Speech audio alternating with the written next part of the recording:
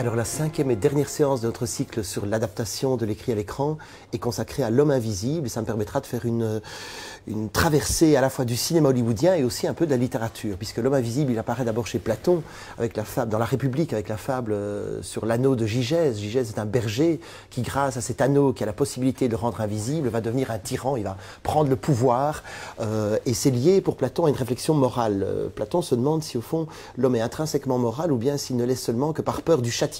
C'est quelque chose qu'on retrouvera lorsque L'Homme invisible va réapparaître bien plus tard, et notamment sous la plume de Herbert George Wells. Alors Herbert George Wells, on ne parlait pas encore de science-fiction à l'époque, on parlait d'anticipation scientifique, et à la fin du XXe siècle, pardon, du XIXe, à la fin du XIXe siècle, il va donc écrire The Invisible Man, qui va inspirer Hollywood bien plus tard. Il faut savoir aussi que quand en 1933 James Whale veut faire la première adaptation de L'Homme invisible tiré de Wells, il demande à l'auteur de participer au scénario.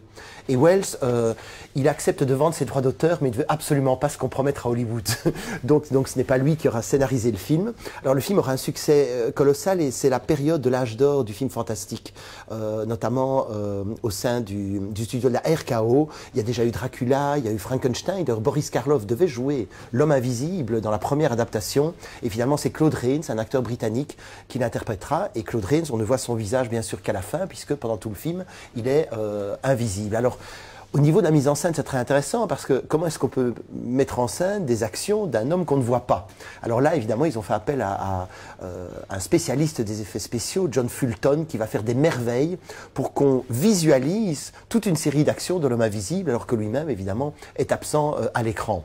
Et le deuxième problème, c'est l'identification, c'est-à-dire que on sait bien que par exemple le Star System, c'était une manière de pouvoir consolider l'identification du spectateur avec une vedette chérie, alors qu'elle soit Greta Garbo, qu'elle soit Clark Gable, etc. Alors ici, évidemment, l'acteur, on ne le voit pas. Donc là aussi, il a fallu rechercher différents procédés narratifs pour que cet homme invisible, il ait quand même de la chair, pour que le spectateur puisse s'impliquer dans le film.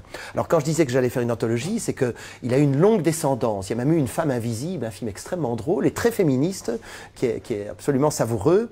Il y a eu aussi les Memoirs of an Invisible Man de John Carpenter, où Carpenter trouve justement des solutions inédites par rapport à ce double problème, montrer les actions et renforcer l'identification du spectateur avec l'homme invisible.